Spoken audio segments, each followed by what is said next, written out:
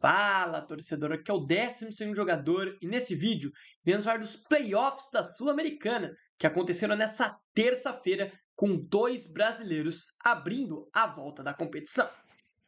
Torcedor, Bahia e Vasco voltam a disputar as competições da Conmebol. O Bahia, que no primeiro semestre havia jogado pré-Libertadores, caído no grupo da morte da Libertadores, caiu em terceiro do seu grupo e veio para disputar os playoffs da Sul-Americana, aonde nesse primeiro jogo enfrentou o América de Cali dentro da Fonte Nova, em Salvador, ou seja, dentro de casa, e acabou terminando em 0-0.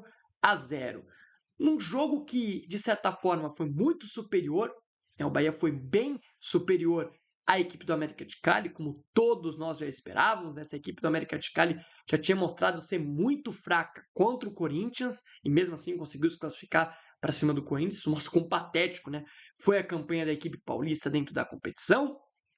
E ainda no meio desse percurso, no meio dessa parada, trocou de técnico, teve principais jogadores do time lesionados. Então o América de Cali está uma verdadeira zona.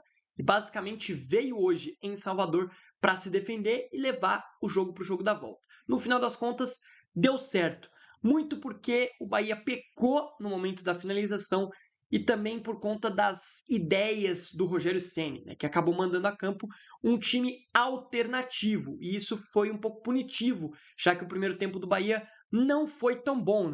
No primeiro tempo, o Bahia deu apenas 2 chutes na direção do alvo e 12 chutes no total. Já no segundo tempo, com os titulares entrando, o Bahia deu 11 chutes e teve uma precisão melhor, com 5 desses chutes sendo no alvo. E as 3 chances claras, segundo aqui o SofaScore, foram na segunda etapa. Ou seja, se tivesse ido com os titulares, provavelmente o Bahia iria vencer com mais facilidade a partida sobre o América de Cali. Acabou que não foi. A ideia do Rogério Ceni com as reservas foi para preservar os titulares para o Campeonato Brasileiro, que hoje o Bahia está no G4, Não acho que o Bahia vá brigar por esse título realmente, acho que esse título ficará entre Cruzeiro, Flamengo e Palmeiras. Não imagino que o Bahia esteja nessa briga ainda, mas é claro, vai brigar por uma vaga direta na Libertadores e tudo mais, e é um pouco entendível, já que o América de Cali é um time muito fraco, e eu acho que eu concordo com o Rogério Ceni de mandar os reservas, porque mesmo com as reservas, o Bahia teria que vencer esse América de Cali dentro de seus domínios, tá? 77% de posse de bola do Bahia contra 23% do América de Cali, 23 finalizações do Bahia contra 2 apenas da equipe colombiana, 7 do Bahia no alvo contra apenas 1 da equipe colombiana no alvo, como eu citei, 3 chances claras da equipe da casa e defesas do goleiro, 1 defesa do goleiro do Bahia contra 7 do goleiro do América de Cali. Como eu disse, eu acho que se o Bahia tivesse com o elenco titular desde o início da partida e não tivesse também acontecido a expulsão do Everton Ribeiro, eu sei que foi já para o finalzinho, o Bahia poderia ter saído com um resultado melhor do que aconteceu. Mas não é nada impossível eliminar esse time fraquinho do América de Cali lá na Colômbia, tá certo? Então os torcedores do Bahia podem ficar um pouco chateados, porque poderia ter vencido e ir com um resultado melhor para lá, mas também não fiquem, nossa, tão lascados. Não tá não, o time do América de Cali é bem fraco e também teve um jogador expulso nos minutos finais, Já os nossos amigos que torcem para o Gigante da Colina têm que ficar um pouco assustados. Vasco volta dessa parada do Super Mundial, toma uma sapatada no final de semana para o Botafogo de 2-0, poderia ter sido até mais, e hoje toma uma sapatada do Del Valle nesse jogo de playoffs da Sul-Americana. O Vasco, que já no primeiro semestre havia disputado a competição, ficou em segundo no seu grupo e por isso está disputando esse jogo a mais, esses 2 jogos a mais, para chegar até as oitavas. Infelizmente, o Vasco, dentre os brasileiros, foi o time que mais se lascou, Pegou a equipe mais forte, mais bem preparada, O Galo pegou o Bucaramanga, o Grêmio pegou a Alianza Lima e o Bahia pegou o América de Cali. Claramente, o Del Valle era o melhor time desses outros 3 que os brasileiros pegaram. E o Vasco, infelizmente, deu azar de pegar logo o time mais difícil. O Del Valle não fez uma boa Libertadores, isso tem que ser dito, mas a gente sabe, o Del Valle tem um histórico contra brasileiros muito bom, até o Flamengo já tomou coco dos caras, principalmente quando está jogando lá na altitude no Equador. É muito, muito difícil de vencer o time dos caras lá. E hoje o Vasco estava fazendo um bom jogo, porém, em poucos minutos, tudo foi para o brejo. O jogo ele foi dividido em algumas partes, começando com um bom início do Del Valle nos primeiros 5 minutos, com uma boa pressão, dificultando a vida do Vasco. Depois o Vasco entra na partida, cria as principais chances do jogo, estava melhor, já tinha feito o goleiro do Del Valle trabalhar uma, duas vezes, até o momento que o Lucas Piton é expulso. Uma expulsão que para mim foi justa. Tá? O Piton chega atrasado, acaba pegando só a canela do jogador do Del Valle e para mim a expulsão é correta. Porém, mesmo com um jogador a menos, o Vasco tem ali uma mudança, né? Troca o GB, que foi a surpresa da escalação no lugar do Coutinho, para botar o Vitor Luiz para reforçar o lado esquerdo, no lugar do Piton, que foi expulso, e mesmo assim o Vasco continua melhor. Tem duas baita cobranças de falta do Ryan, tem outras chegadas forçando boas defesas do goleiro do Del Valle.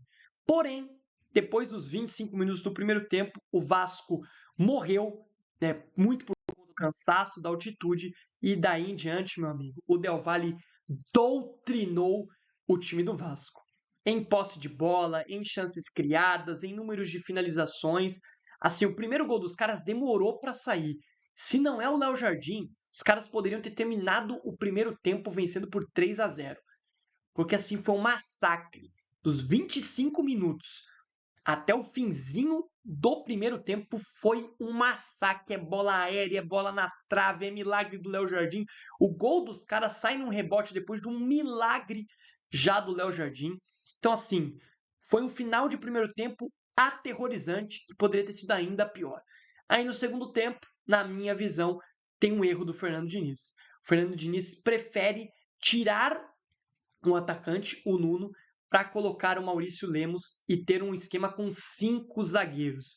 E isso acabou facilitando mais a vida do Del Valle, porque o Vasco ficou mais retraído, o Vasco quis fechar a casinha e, na verdade, o que aconteceu foi que deu a bola ainda mais para o Del Valle, que chegou a ter 80 e poucos por cento de posse de bola durante a partida, e facilitou ainda mais a vida da equipe equatoriana, ficando lá atrás só esperando os caras, e é bola na área, é chegada, e com 5 minutos do segundo tempo já estava 3-0 para a equipe equatoriana.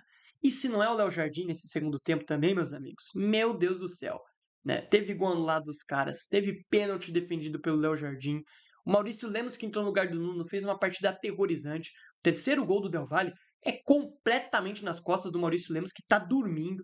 O pênalti, que é defendido pelo Léo Jardim, mas quem comete é o Maurício Lemos, no lance que o jogador do Del Valle chamou o pênalti, ele dá um bote completamente errado. Foi um desastre. O segundo tempo, o Vasco não passava do meio de campo, amigo. Eu nunca tinha visto um time do Diniz ser dominado pela outra equipe com tanta tranquilidade, com tanta posse de bola. Normalmente a gente sempre fala, pô, o Vasco perdeu, mas duvido que vai estar com posse de bola menor. Hoje não. Hoje o Vasco foi doutrinado pelo Del Valle e escapou de tomar 6, 7, 8, muito por conta de um goleiro excepcional que tem no seu gol. Essa que é a grande verdade. Se a gente pegar as estatísticas do jogo, no primeiro tempo, por exemplo, o Del Valle finalizou 19 vezes, enquanto o Vasco finalizou 4. 7 do Del Valle foram no alvo contra 3 do Vasco no alvo. Para você ter noção, antes daquele 25 minutos de cansaço do Vasco que o Del Valle voltou para o jogo, o Vasco tinha finalizado mais que o Del Valle na partida. Porém, depois dali, como eu disse, morreu no jogo. Né? E só no primeiro tempo o Del Valle já tinha tido 3 chances claras. E o Léo Jardim já tinha feito, vamos conferir aqui, 6 defesas. Aí a gente passa pelas estatísticas só do segundo tempo, que foi domínio absoluto da equipe equatoriana, onde foram 13 finalizações do Del Valle contra uma do Vasco. 6 do Del Valle no alvo, nenhuma do Vasco no alvo. 4 chances claras criadas pelo Del Valle, tendo 3 defesas de Léo Jardim e ainda, eu não sei se nem se conta a defesa do pênalti, né, uma dessas 3 defesas, né? Então acho que conta. No estatísticas gerais, né, nas estatísticas gerais da partida, foi 78% de posse para a equipe equatoriana contra 22% do Vasco. 32 finalizações do Del Valle contra 5 do Vasco. 13 finalizações do Del Valle no alvo contra 3 apenas do Vasco.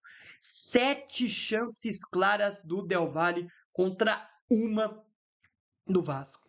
8 escanteios do Del Valle contra 1 escanteio do Vasco. Teve o Piton, obviamente, expulso.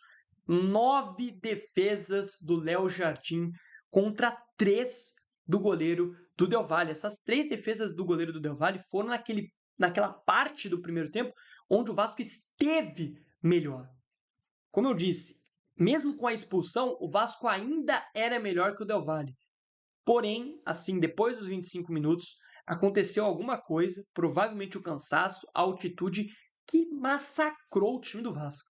O time do Vasco simplesmente dormiu aos 25 e está até agora desacordado com esse porradão que tomou dos equatorianos. O Del Valle, como sempre, segue fazendo vítimas do futebol brasileiro. E como eu disse, se não é o Léo Jardim, meus amigos, poderia ter sido um vexame ainda maior. E aí, torcedor, concorda comigo? Discorda? Deixa aqui nos comentários. Não se esquece de deixar o seu like e de se inscrever aqui no canal para fortalecer demais o meu trabalho.